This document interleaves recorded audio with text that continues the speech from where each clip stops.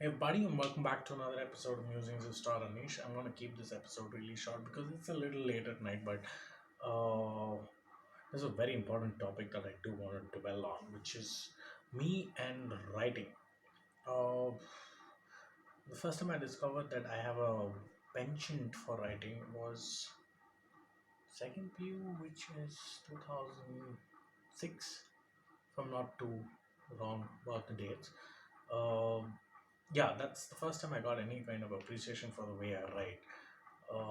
But somehow that was not enough. But then over the period of time, there's always been stages in my life when I've been super inspired to write shit up, and every single stage of those my of every single one of those stages in my life have been very inspired from events and people around me, and that's kind of why I just blurt out in the written form.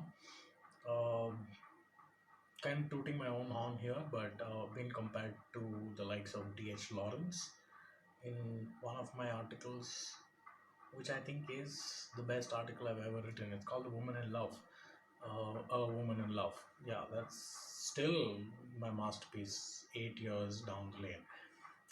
But yeah, the reason why I'm talking about my writing is because last night I sat down with very Ernest Hemingway esque manner with a lot of alcohol. I did manage to do some kind of writing because it was worth being written down. Uh, yeah, so if there's one thing that I regret in my life so far is the fact that I don't write enough, or the fact that I should be writing more and I don't do it. I think that means the same, right?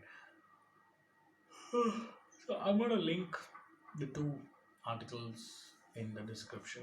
One is what I consider my masterpiece, which is A Woman in Love, and the other one is the latest piece that I wrote about what I felt like doing, climbing up on the hills on my cycle last weekend, which I've been doing for a long time, but last weekend felt a lot different.